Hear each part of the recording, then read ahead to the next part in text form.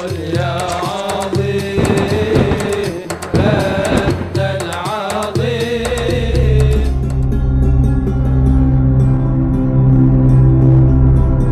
بسم الله الرحمن الرحيم. ثواب من رجا الله وأحسن الظن به.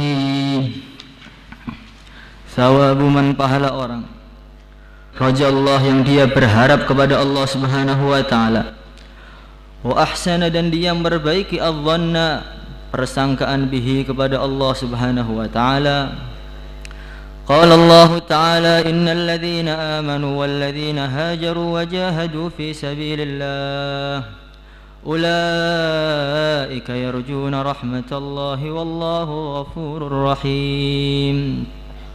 Innal ladzina, sesungguhnya orang-orang, amanu, yang mereka beriman, walladzina, dan orang-orang hajaru, yang mereka berhijrah, wajahadu, dan mereka berjihad fi sabilillah, di jalan Allah. Ulaika yarjuna rahmatallah, mereka itulah orang-orang yang mengharap rahmatnya Allah subhanahu wa ta'ala. Wallahu ghafurur, Allah subhanahu wa ta'ala maha pengampun, lahi maha penyayang. Thawabu man rajallaha wa ahsana dhanna bihi. Ini hadis, ini ayat menceritakan tentang fadilahnya raja, fadilahnya berharap kepada Allah subhanahu wa ta'ala. Untuk mencapai ridha Allah subhanahu wa ta'ala, maka kita ini harus melewati tahapan-tahapan, melewati tangga-tangga yang harus dilalui. Termasuk tangga yang harus dilalui adalah tangga roja, tangga berharap kepada Allah subhanahu wa ta'ala. Kenapa kita ini harus roja kepada Allah subhanahu wa ta'ala? Yang pertama kali, karena annal khaira thaqil. Amalan-amalan kebaikan ini pada dasarnya zahirnya itu berat. Zahirnya itu amal-amal agama, kebaikan-kebaikan itu sulit diamalkan. Orang diperintahkan sholat subuh, tengah malam, qumil laila illa qalila nisfahu aw inqus minhu qalila. Tengah malam diperintahkan tahajud. Nanti ketika duha perintahkan salat duha. Zuhur ketika terik matahari yang begitu panas perintahkan salat lagi. Sore sudah letih perintahkan salat lagi. Maghrib waktunya berkumpul keluarga diperintahkan salat lagi. Isya ketika sudah ngantuk perintahkan salat lagi. Itu belum witirnya, belum tasbihnya, belum sholat syukurnya, sholat ridhonya, sholat tobatnya. Makanya amal agama ini secara zahir itu seakan-akan berat sekali. Di samping zahirnya itu berat, di sana ada namanya musuh, namanya syaitan. Wasyaitanu anhu zajir. Syaitan itu selalu menghalangi manusia dari berbagai arah. Sebagaimana janjinya syaitan dulu kepada Allah subhanahu wa ta'ala, la'aqudanna lahum siratakal mustaqim thumma la'atiyannahum min bayni aydihim wa min khalfihim wa an aymanihim wa an syama'ilihim wa la tajidu aktsarahum syakirin. Jadi setan ini sudah janji akan menghalangi manusia ini dari jalan yang lurus, kemudian akan didatangi dari depan, belakang, kanan, kiri, sehingga mereka ini tidak bisa mendapatkan ridha Allah, mereka tidak bisa syukur kepada Allah subhanahu wa ta'ala. Maka Al-Imam Al-Ghazali beliau menceritakan bagaimana usahanya syaitan itu dalam menghalangi manusia itu luar biasa. Mujahadahnya itu nggak kalah dengan mujahadahnya orang-orang yang mujahadah. Jadi pada awalnya setan itu akan datang ke manusia untuk menghalangi orang untuk amal. Maka dia akan mengatakan, Tuan jangan amal, jangan mondok, nggak usah mondok, nggak usah mesantren, ini zaman sudah zaman modern. Nanti kalau kamu mondok, kamu pulang ditanya orang bagaimana? Kamu tamatan sekolahan mana? Saya tamatan pesantren. Waduh, itu ketinggalan zaman itu. Sudah nggak zaman lagi. Pesantren itu hebat tahun 500-an. Tahun sekarang itu sudah tidak.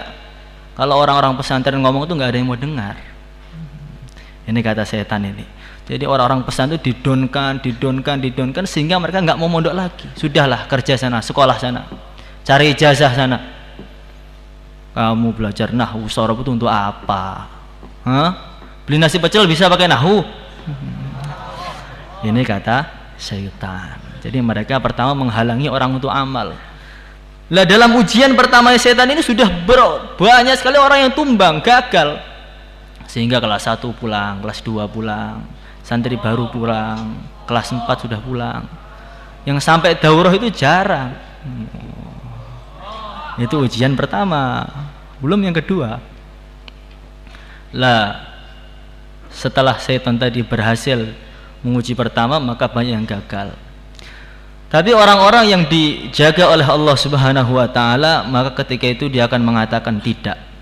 Saya harus tetap amal, saya harus tetap belajar, saya harus tetap mondok. Enggak peduli.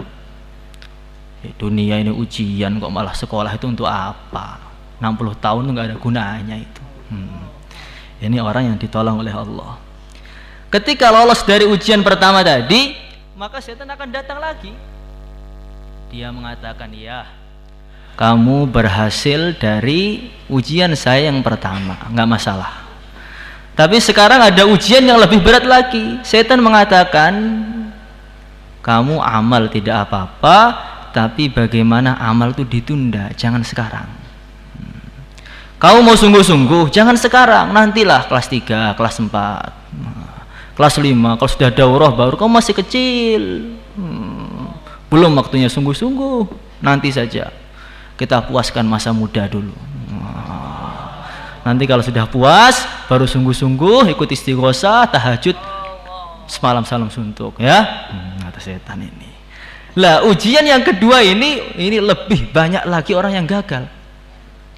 Maka orang-orang yang sudah kelas 6, sudah daurah, kok tidak bisa membaca kitab ini karena gagal ujian ini. Dulu dia mengatakan ketika mau ngaji tundalah nanti saja, akhir tahun, pertengahan tahun, terus sehingga sampai daurah tidak terasa, isim fi'il tidak bisa membedakan. Ini karena ujian yang kedua. Kok sudah kelas 6 belum khatam Quran, ya ini sebabnya. Ditakhir tadi, ditunda lagi, ternyata sudah tua. Ketika sudah lolos ujian kedua, maka orang-orang yang sungguh-sungguh akan mengatakan tidak. Saya tidak tahu umur saya mau sampai berapa hari. Banyak orang yang tengah-tengah belajar kemudian mati, masih muda mati. Tidak, saya mau sungguh-sungguh sekarang. Saya nggak akan mendengarkan ocehan kamu setan. Ketika seperti ini maka setan akan datang lagi dari arah yang lain yang lebih berat lagi, yang mana banyak orang yang gagal lagi. Ini ujian ketiga, ini ujian yang menimpa kebanyakan manusia yang gagal di ujian ketiga ini. Yang lolos dari ujian ketiga itu sangat jarang. Hanya orang-orang yang dipilih oleh Allah Subhanahu wa taala. Ujian ketiga, setan itu memberikan ajalah, memberikan ketergesaan kepada orang-orang yang sedang amal. Amal itu yang cepat. Kemudian nanti cepat selesai, kamu cepat selesai, nanti cepat bisa ngobrol, cepat bisa makan. Jadi sholat itu ditergesa-gesakan sehingga nggak ada rasanya sama sekali. Sehingga orang-orang hilang kenikmatan dalam amal ini karena apa? Setan memberikan ketergesaan di dalam hatinya para pelajar tadi. Setiap mulai ngaji langsung melihat jam. Baru bismillahirrahmanirrahim bisa lihat jam 5:10. Kapan maghribnya? Ketika orang sudah diberi ketergesaan tadi, nggak ada orang yang tawajuh haji, nggak ada. Yang dibayangkan makanan, dibayangkan ini, dibayangkan itu, sudah nggak ada kenikmatan sama sekali. Sehingga kalaupun sudah ngaji 8 tahun, sudah apal Bukhari, apal Muslim, apal Minhaj, tidak pernah merasakan kelezatan dalam amal. Karena seluruh amal dia bikin tergesa-gesa oleh setan ini. Tapi ada orang-orang yang lolos dari tingkatan yang ketiga ini. Dia akan mengatakan, saya ini amal banyak tapi kalau nggak dinikmati nggak ada faedahnya, nggak apa-apa. Maka saya sholat 2 rakaat ba'diyah maghrib yang khusyuk, Allahu Akbar. Dinikmati betul. Ngaji dinikmati, tawajuh, lihat kitabnya, nulis. Setan pun tidak mau kalah ternyata. Setan datang untuk keempat kalinya, yang mana 4 kalinya ini hampir semua orang tumbang semua. Ujiannya apa? Setan memberikan rasa riak kepada pelajar-pelajar agama tadi. Kamu belajar yang sungguh-sungguh, nanti kamu harus hafal Quran yang lancar. Kamu hafalkan Bukhari, hafalkan Muslim, ngaji usul fikih. Sehingga nanti kalau kamu bayan, tampak seperti orang yang sangat alim. Nanti orang-orang akan senang semua dengan kamu, sehingga mereka memberikan kamu uang. Dikasih amplop, nanti sekali imaman 30 juta. Bayangkan itu. Nanti kalau kamu lebih hebat lagi, oh nanti orang-orang akan berebut menjadikan kamu sebagai menantunya.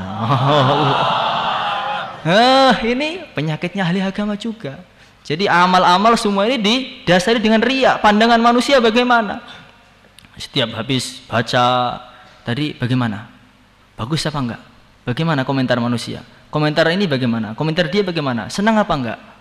Tadi saya dilihatin orang apa enggak? Bagaimana kata dia? Bagaimana kata saya? Sehingga kehidupannya hanya dibelenggu dengan tali-tali kemanusiaan, tidak pernah beramal ikhlas sampai dia mati. Ini satu gambaran bagaimana setan ini menghalangi manusia. Lah kalau beratnya seperti ini masih satu gambaran tingkat 1, ini belum tingkat 2, tingkat 3. Diceritakan oleh Imam Ghazali panjang lebar bagaimana lika-likunya setan dalam menggoda manusia ini. Ini cuma satu cuplikan aja. Kalau setan sudah menghalangi setiap saat, amal agama pun juga berat. Sekarang suasana pun tidak mendukung. Di mana-mana kemaksiatan. Kalau di Temboro mungkin lumayan, orang masih banyak yang sholat, banyak yang dakwah. Coba kita keluar, di mana-mana orang berbicara mobil, motor, uang, di mana-mana gaji setiap bulan 3 juta, 4 juta. Bagaimana bisa beli rumah sendiri, kontrakannya bagaimana? Sehingga suasana sekarang itu betul-betul tidak mendukung untuk amal. Suasana tidak mendukung. Setan menghalangi siang dan malam, amal agama tampaknya berat. Bagaimana orang mungkin amal kalau seperti ini? Makanya satu-satunya cara yaitu kita dengan roja, dengan mengharap kepada Allah, mengharap pahala-pahala Allah. Kita bayangkan anugerah-anugerah Allah yang begitu luar biasa yang Allah berikan kepada manusia ini. Kita bayangkan rahman rahimnya Allah, nikmat-nikmat Allah yang diberikan kepada kita, pahala-pahala yang disiapkan untuk orang-orang yang beriman. Terus kita renungi sehingga ada timbul semangat dalam amal. Di samping itu kalau orang itu roja, yang kedua kalinya amal itu akan tampak ringan. Wa man ahabba 'abdan haqqa mahabbatihi ahabba aidan ihtimala mihnatihi. Kalau orang-orang itu sudah betul-betul cinta dengan seseorang, maka dia juga akan cinta dengan segala rintangan-rintangan yang menghalangi untuk mencapai cintanya. Maknanya bagaimana? Kalau orang itu sudah mencari madu, pengen mencari madu, maka ketika dia cari madu, maka ketika mau ngambil, disengat lebah, sengat kanan, sengat kiri, sehingga tangannya itu bengkak. Tapi setiap sengatan tadi bukan sakit, semakin nikmat, karena bayangan dia madu 10 kilo 10 juta. Kita lihat itu kuli-kuli itu siang malam naik ke bangunan, turun lagi, nggak pernah capek seakan-akan. Karena dia membayangkan nanti sore 75.000. Makanya kalau kita itu membayangkan surga, membayangkan neraka, surga, kenikmatan surga, maka amal 8 tahun itu biasa saja. Di taskil tahajud 10 tahun lagi biasa saja. Maka dulu Sayyidina Sufyan Ats-Tsauri, beliau itu bajunya lusuh. Kemudian kurus. Matanya itu saking banyaknya menangis seakan-akan berkaca-kaca. Maka muridnya mengatakan, "Ya Syekh, alangkah baiknya dikurangi sedikit loh. Ngejosnya itu dikurangi sedikit, jangan keterlaluan seperti itu. Tubuh Tuhan tidak terawat sekarang. Tuhan tuh tampak lemes sekali Tuhan sekarang ini. Saking kalau malam nggak pernah tidur, pagi berjuang ngaji, terus menerus amal nggak pernah berhenti." Maka Sayyidina Sufyan mengatakan, "Wahai muridku, sebenarnya saya ini pengen mengurangi ibadah saya itu ya pengen. Tetapi saya itu ingat satu hadis dari Rasulullah Sallallahu Alaihi Wasallam, satu hadis bahwasanya ahli surga nanti ketika mereka masuk surga, maka tiba-tiba ada sinar yang saking terangnya itu 8 surga berkilau semua, mengkilap semua. Maka orang ahli surga itu terkejut. Mereka mengira sinar ini adalah hijab dari Allah Subhanahu wa taala. Bukan Allah, kalau Allah laisa kamitslihi syai'. Ini hijab dari Allah Subhanahu wa taala. Maka saking terangnya, indahnya, berkilaunya sinar tadi, maka mereka semua fayahirruna sujada, mereka semua tersungkur dalam keadaan sujud. Kata Sayyidina Sufyan. Kemudian Allah Subhanahu wa taala berfirman kepada orang-orang ahli surga tadi, "Wahai ahli surga, sinar tersebut bukanlah hijab dari saya. Kalian salah. Sinar yang begitu mengkilau, begitu berkilap tadi, ini adalah sinar yang keluar dari mulutnya seorang bidadari yang sedang tersenyum di depan suaminya." Masya Allah. Kata Sayyidina Sufyan, kalau saya ingat itu bagaimana mungkin saya mengurangi amal? Sinar dari mulutnya seperti itu, apalagi orangnya. Maulaya sholli wa sallim daiman abada ala habibika khairil khalqi kullihim. Allahumma salli ala Sayyidina Muhammad wa ala ali Sayyidina Muhammad كما صليت على سيدنا إبراهيم وعلى آل سيدنا إبراهيم في العالمين إنك حميد مجيد. اللهم أنت خلقتنا وأنت تهدينا وأنت تطعمنا وأنت تسكينا وأنت تميتنا وأنت تحيينا يا حي يا قيوم يا ذا الجلال والإكرام. صلى الله وسلم على سيدنا مولانا محمد وعلى آله وصحبه أجمعين. الحمد لله رب العالمين. الفاتحة.